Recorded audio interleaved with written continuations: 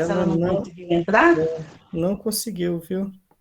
Eu vou, Ah, vou ver se eu consigo falar com ela aqui no particular. tá certo. Então, nós chegamos num momento especial, né, meus queridos, que realmente é um momento de intercessão. E nós temos o primeiro bloquinho de oração. O irmão vai ficar sempre escolhendo, viu, irmão Johnny, as pessoas. Vai indicar Ok, aí. Família, a gente vai estar orando, né? Porque é essencial a gente estar sempre orando pela família. Então, a gente vai ter a primeira oração, a intercessão pela nossa família. Quando se fala família, está envolvendo ali esposa, esposos, filhos, né? Nossa família em geral. Depois nós teremos uma oração pelo derramamento do Espírito Santo e também o reavivamento da nossa igreja. A gente precisa muito, né? A gente está vivenciando um momento muito solene na história do nosso, como diz, do nosso planeta, e é hora da gente preparar, né? A gente pediu o Espírito Santo de fato para que possamos realmente, como irmãos, como igreja, nos preparar. Depois também nós iremos orar pelos filhos pródigos da igreja, né? Quantas pessoas que já fizeram parte da nossa igreja, que hoje está fora da casa do Senhor, e também para aquelas pessoas que a gente ama tanto, que a gente tanto quer ver na igreja e que ainda não tomaram a sua decisão. Então, vai ser família, derramamento do Espírito Santo, reavivamento da igreja e também pelos filhos pródigos e aqueles que ainda não fizeram a sua decisão. Agora eu deixo com o irmão Johnny para que ele possa escolher as pessoas para estar orando conosco. ok. Oração pela família, o pastor Hebe Menezes, tá? Pastor, bom, Bom Hebe dia a Menezes. todos. Bom dia, meu Bom querido Tá me dia. irmão. ouvindo? O Hebe vai orar e interceder em prol das famílias.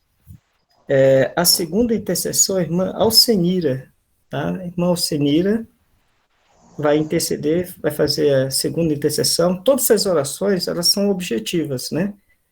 É direcionada somente para aquele objetivo.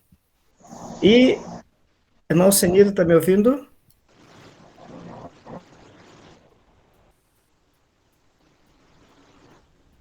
Alô, irmã Alcenira? Oi, irmão. Sim, estou. Estou Opa, lhe beleza. ouvindo. A Só irmã, repete, irmão, porque foi rapidinho, porque a tá, minha sobrinha chegou agora e ela me ligou bem na hora, viu? Aí o senhor tá. repete só a intercessão aqui.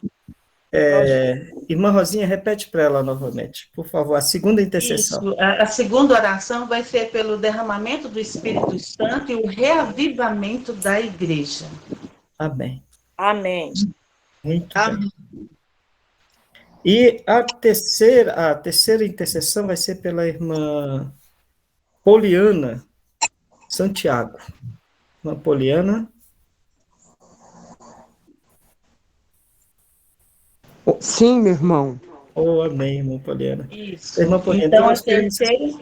a Sim. terceira intercessão será pelos filhos pródigos da igreja e também por aqueles que ainda não fizeram a sua decisão ao lado de Cristo. Então, muito bem. Então vamos nos ajoelhar, começando com o irmão Weber, a irmã Alcenira e a irmã Poliana.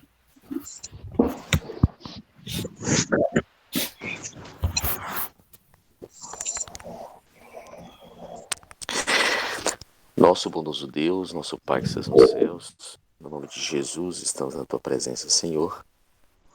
Agradecidos pelo dom da vida, pela salvação em Cristo.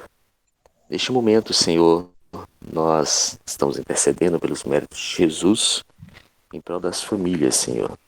Tu sabes as lutas que cada um tem enfrentado, como o inimigo tem lutado para destruir os casais, os relacionamentos com os filhos. Tu sabes, Senhor, que vivemos nesse tempo terrível e nós suplicamos que Tu venhas ajudar para que as famílias recebam a bênção do céu neste momento. Amém. Pedimos que Tu venhas, Senhor, também, de maneira tão especial, abençoar os casais da Tua igreja, a luta que cada um tem enfrentado. Pedimos, Senhor, que Tu venhas converter o coração dos pais aos filhos e Amém. assim, Senhor, Amém. eles possam viver em perfeita união e se preparando, Senhor, para o encontro com Jesus. Amém. Abençoe Abençoe, Senhor, de maneira toda especial aquelas pessoas que estão com problemas em seus casamentos. Tem Venhas misericórdia. dar solução, Senhor, e em que eles possam voltar ao primeiro amor e terem, Senhor, o privilégio de viver uma união perfeita ligados a Cristo Jesus. Amém. Esteja, Senhor, nos lares dos teus filhos, esteja, Senhor, nas casas de todos os teus teus filhos que compõem, Senhor, a tua família, a família reformista. Pedimos também uma bênção sobre as pessoas que estão neste mundo que não conhecem, Senhor, a tua palavra, que sejam tocados, que possam a cada dia compreender o privilégio de fazer parte do teu povo e que nós possamos estar juntos, Senhor, nos preparando cada dia para o encontro com Jesus e estarmos atentos, Senhor, ao trabalho de Cristo no santuário celestial. Amém. Fique Amém. conosco, nós suplicamos essas bênçãos no nome santo de Jesus. Amém. Amém. Amém. Amém.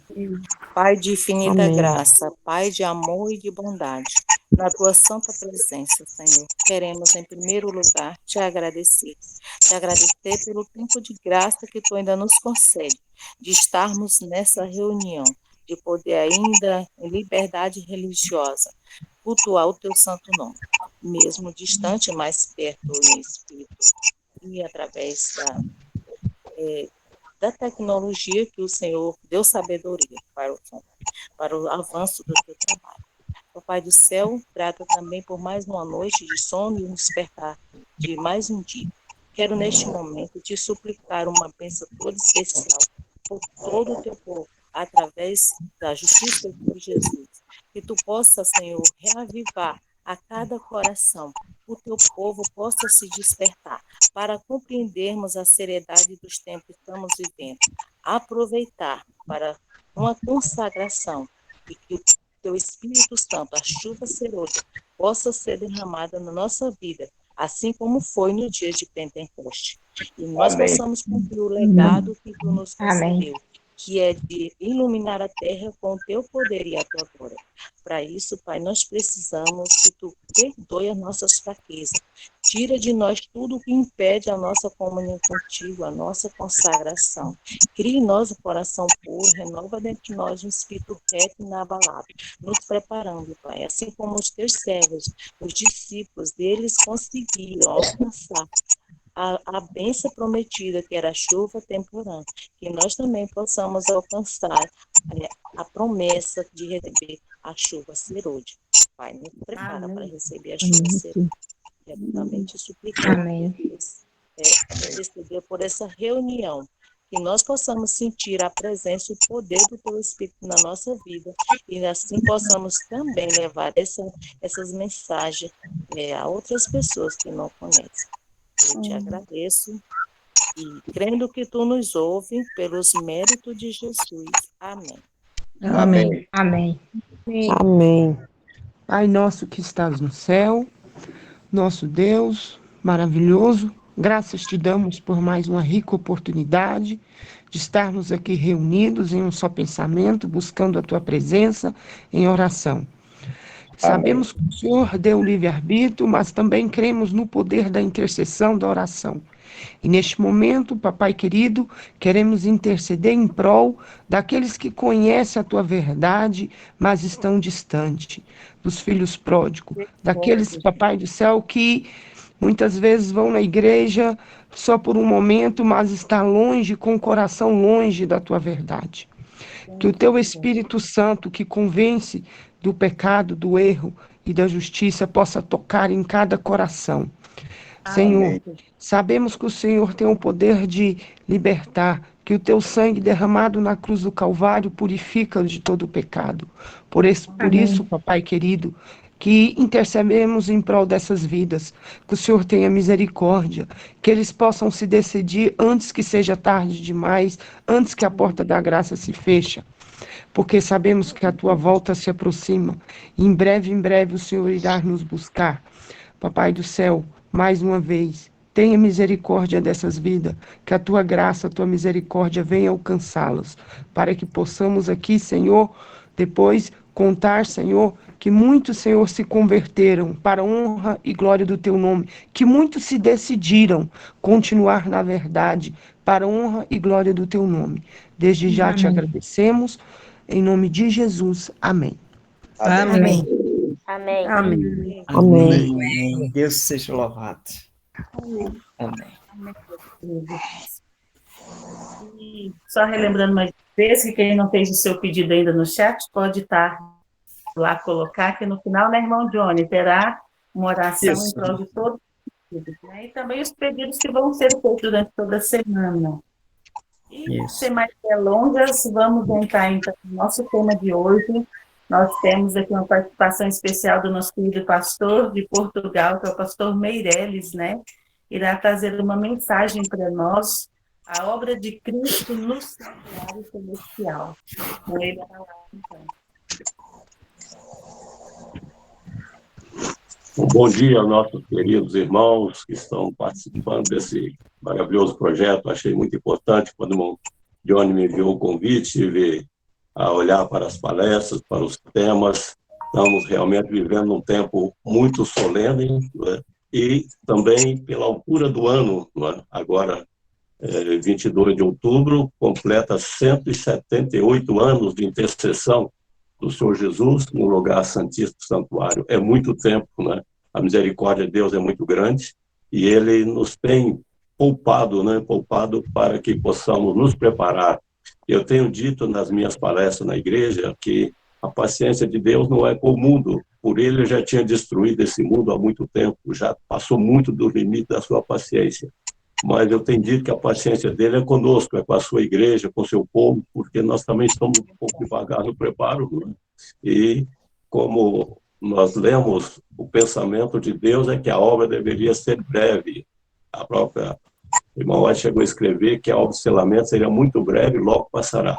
No entanto, com o decorrer de alguns anos, como a igreja, de repente, começou a entrar num compasso assim de vamos crescer, vamos ser populares, então diz que a obra de selamento foi postergada. E nós sabemos que a obra de selamento é paralela com a obra de purificação do santuário, né? A pregação da mensagem angélica são vários eventos que estão acontecendo simultaneamente. E agora, este ano, né, 178 anos completa o início da intercessão do Senhor Jesus no lugar santíssimo. E nós percebemos que o tema foi dividido em algumas palestras, né, em alguns, cada um abordando um aspecto do tema, isso é muito importante. E, portanto, para hoje seria a obra de Cristo no santuário celestial. E um pensamento do Espírito de Profecia na meditação 56, página 343, diz assim: não nos podemos permitir viver sem referência para com o dia do juízo, pois, se bem que longamente demorado, acha-se agora próximo às portas, e se apressa grandemente. A trombeta do arcanjo sobressaltará em breve os viventes e despertará os mortos. Então, muito mais agora, né, do que antes, estamos vivendo um tempo solene. Agora, a obra de Jesus no santuário, é claro, temos que subdividir, né, e amanhã eu sei que o companheiro irá falar propriamente sobre o juízo investigativo, mas um fator interessante que eu gostaria de colocar é que para um tribunal funcionar, é necessário todos os componentes, né? E nós vamos aqui compor o tribunal divino à luz da Bíblia e do Espírito de Profecia. Talvez os irmãos não tenham ainda ouvido e percebido como que é tão real, porque quando fala tribunal divino, chegou ali os anjos, chegou Deus e fez o juízo. Não é bem assim. Eu creio que todos já têm oportunidade de ver, nem que seja pela televisão ou presencialmente, um tribunal como funciona. E é necessário que ali estejam todos os componentes para que o julgamento seja legal, para que possa transcorrer conforme o propósito. E nós vamos, então, veja que interessante, à luz da Bíblia e do Espírito de Profecia, então, montar esse tribunal divino.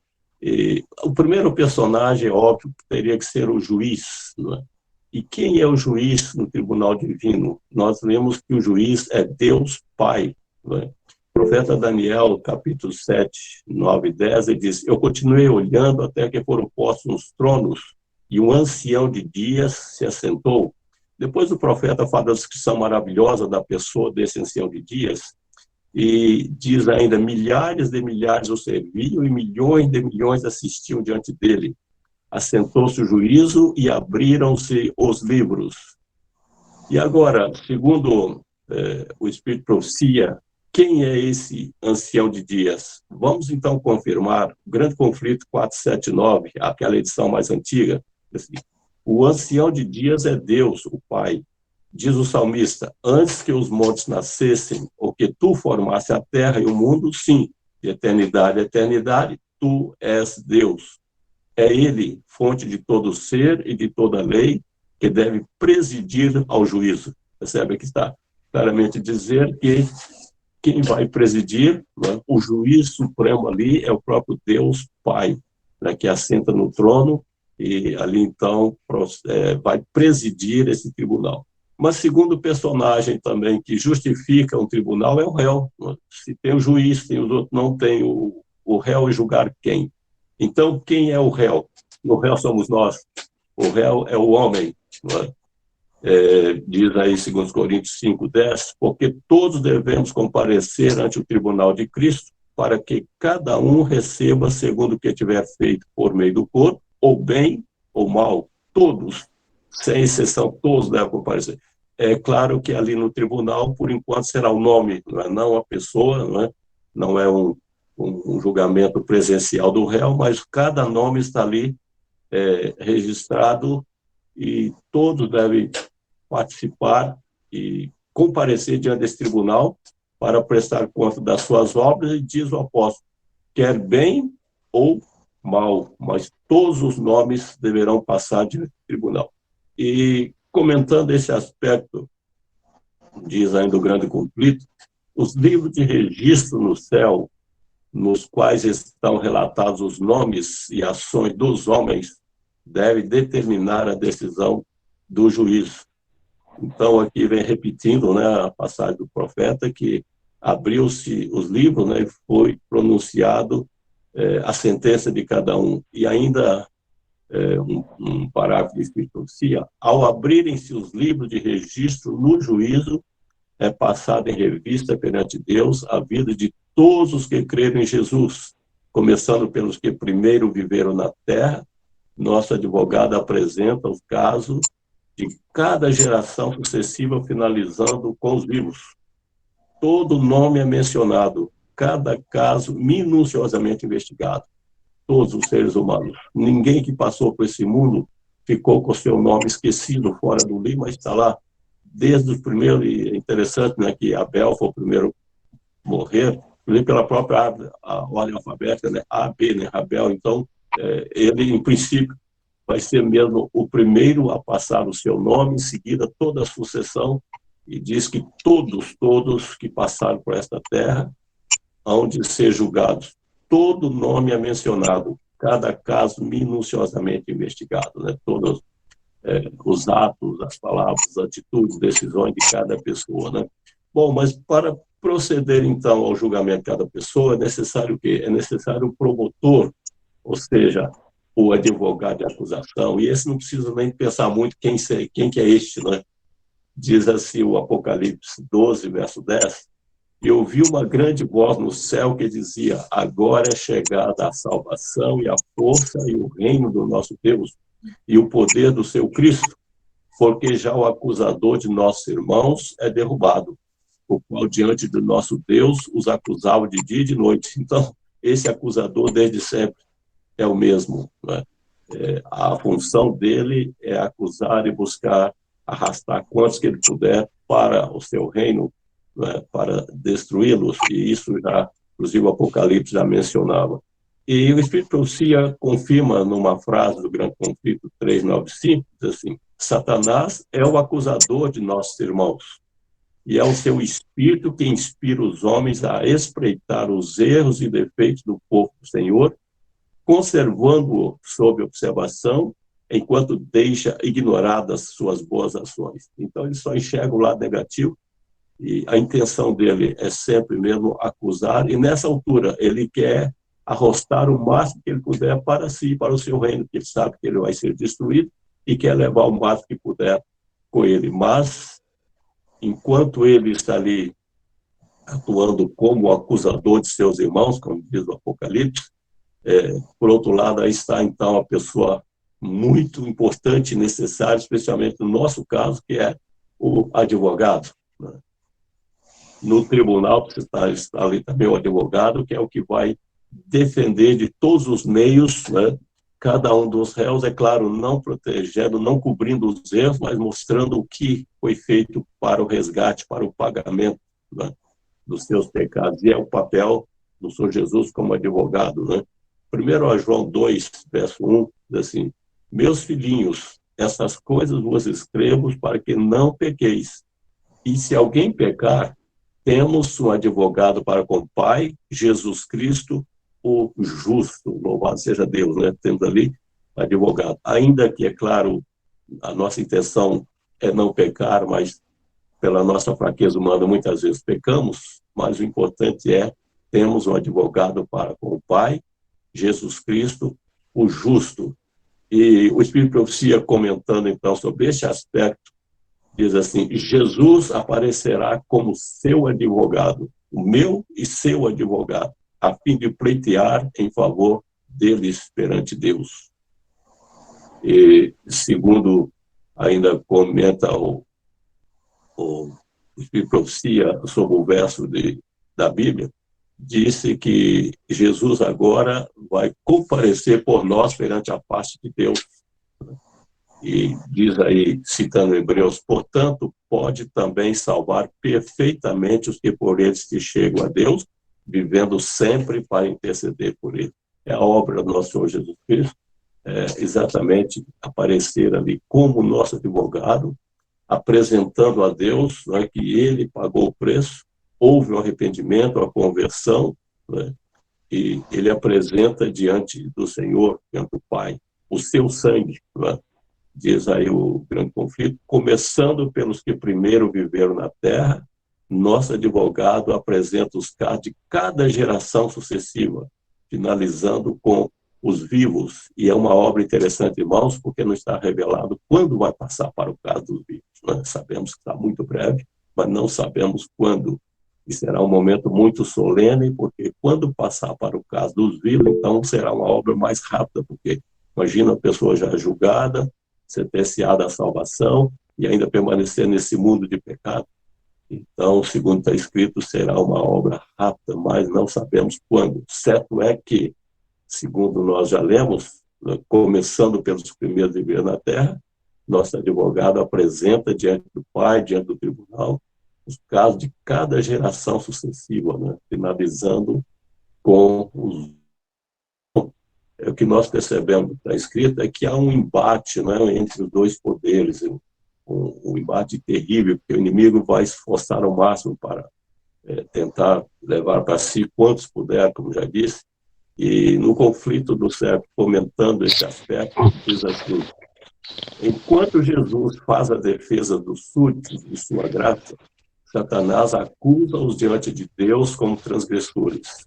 O grande enganador procurou levá-los ao ceticismo, fazendo-os perder a confiança em Deus, separar-se de seu amor e violar sua lei.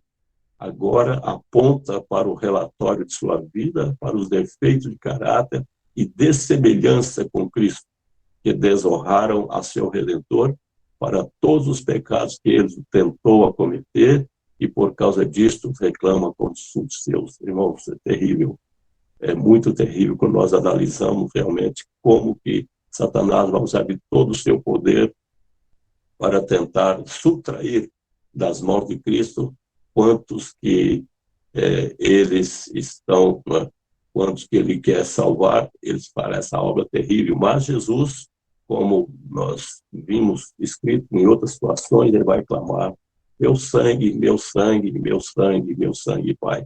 É claro que Satanás tem mesmo que apresentar cada um de nós, né? Quantas coisas cometemos na vida, gostaríamos de poder apagar, né, muitas faces da nossa vida, mas a nós não é possível.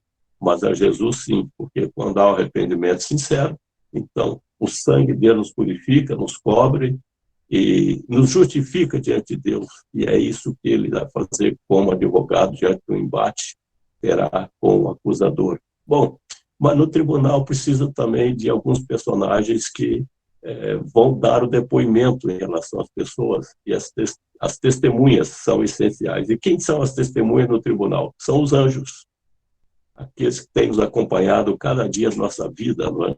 Como diz Hebreus 1, verso 14, não são porventura todos eles espíritos ministradores enviados para servir a favor daqueles que hão de herdar a salvação?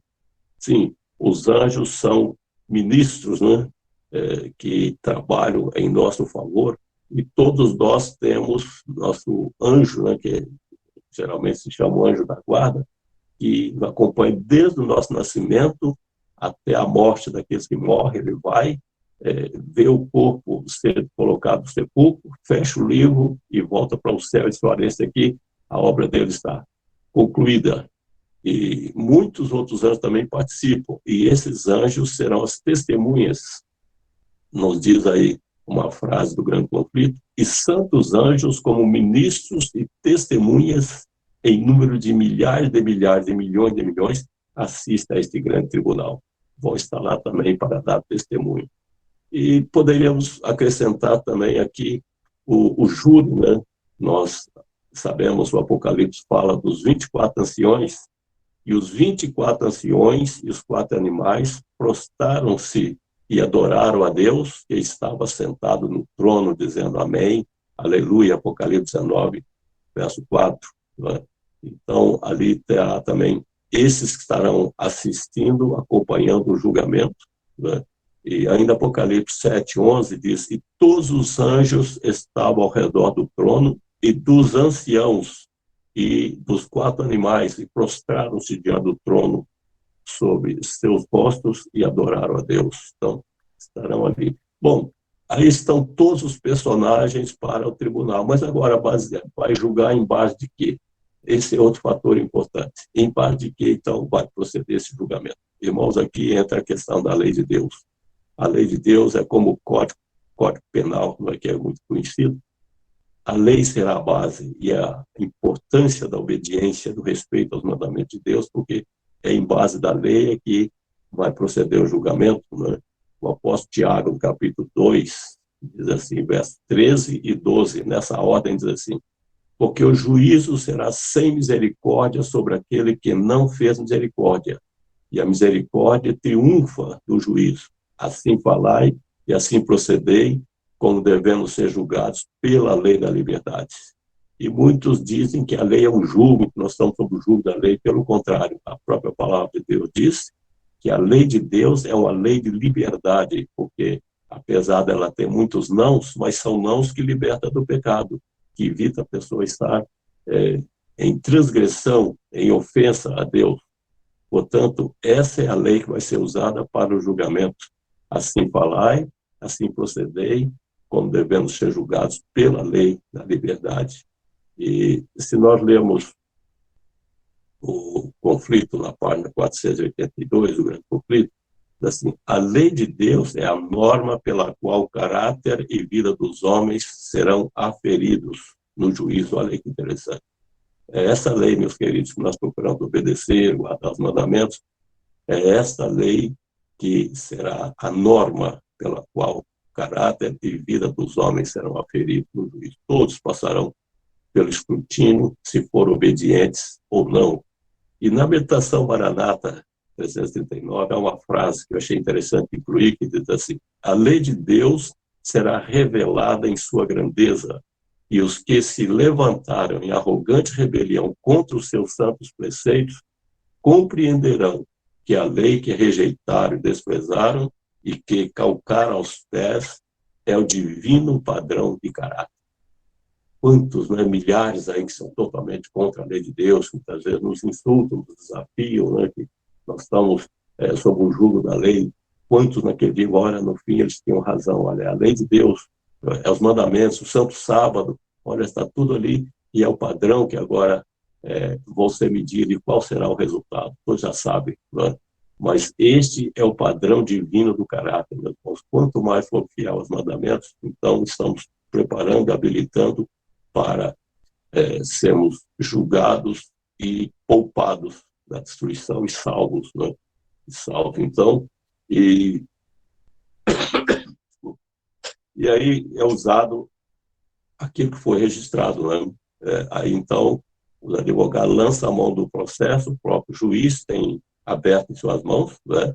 E agora, ao analisar esse processo, todo o andamento da vida da pessoa, as transgressões, os arrependimentos, as confissões, né? As conversões, então, tudo isso faz necessário no tribunal, diz a meditação Maranata, no caso de cada indivíduo, há em andamento um processo que é muito mais admirável.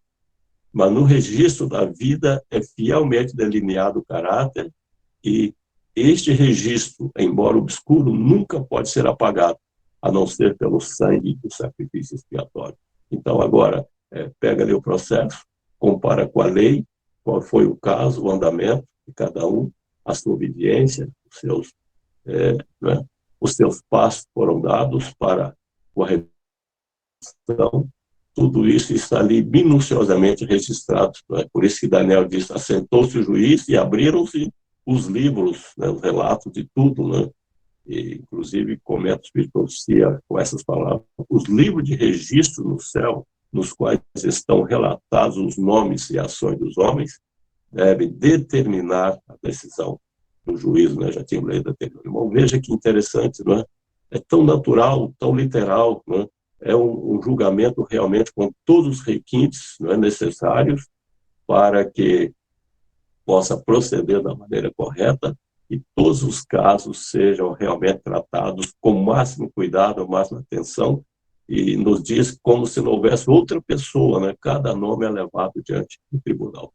E ainda outra coisa, vai ser um julgamento público, não vai ser de portas fechadas, como muitas vezes acontece, para que ali se procure ver o que é melhor, interesses pessoais. Não, vai ser um julgamento aberto para o universo, sabiam disso? É um detalhe muito interessante que me chamou também a atenção quando comecei a estudar o assunto do juiz do Tribunal Divino. Veja que interessante, haverá também assistência pública desse julgamento de pessoas que não estão envolvidas no processo. Olha o que diz a meditação Maranata 339.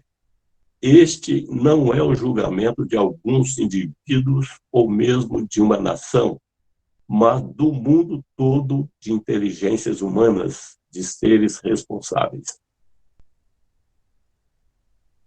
Os mundos, para que o amor, a integridade e o serviço do homem para com Deus sejam honrados no mais alto grau. Não haverá falta de glória e honra. Olha que maravilha. O universo inteiro, o mundo vai acompanhar. Será que uma transmissão como essa, né, será transmitida para o universo inteiro, para os mundos não caídos? Ninguém sabe quantos, são muitos, estarão acompanhando esse julgamento. E qual o propósito de Deus? Diz que é para realmente o seu amor, a sua bondade, a sua misericórdia ficar bem patente diante do universo, né? Diante da presença de outros mundos, para que o seu amor, a integridade e o serviço do homem para com Deus sejam honrados o mais alto grau. Aquele que for salvo, irmão, vai ser realçado e ressaltado diante de todo o universo. Este aqui foi fiel, com todas as dificuldades que tinha, ele foi fiel, obedeceu os mandamentos, aceitou Jesus como Salvador e hoje está aqui diante do universo para ser mais um candidato para a vida eterna. Então, meus queridos, a obra de Jesus no santuário é uma obra completa, é uma obra maravilhosa, uma obra com todos os detalhes necessários para que o trabalho seja feito como deve. Ninguém se iluda, o tribunal e o julgamento divino não são um simbolismo apenas, não é uma alegoria, né? São realmente obras reais, né? E uma frase do Espírito Profético, nós já indo para a conclusão, diz assim, a purificação do santuário, portanto, envolve uma investigação, um julgamento. Essa é a obra de Jesus, o santuário. Uma investigação, um julgamento completo, com todos os presentes, né, com todos os detalhes, com o processo completo da vida de cada um, envolve uma investigação e um julgamento. E esse julgamento será exatamente para sentenciar a cada um segundo aquilo que ele mereceu, aquilo que ele fez do seu corpo, diz o apóstolo Paulo. E agora, assim, isso deve efetuar-se antes da vinda de Cristo, para resgatar seu povo, pois que, quando vier, sua recompensa estará com ele para dar a cada um segundo as suas obras. Aí sim, aí será presencialmente, não é? O julgamento no tribunal, como disse no início, comparece apenas um nome, cada um é julgado pelo seu nome. O relatório fiel, o testemunho dos anjos está ali, todos são julgados de uma maneira muito justa, muito fiel, para cada um receber também a sua sentença. Depois, então, disto feito, aí é encerrada a obra, né? Jesus diz, está feito, lança o incensário, né? Conclui a sua obra de intercessão, e agora, quando ele vier, né? Então sua recompensa estará com ele para dar a cada um segundo as suas obras.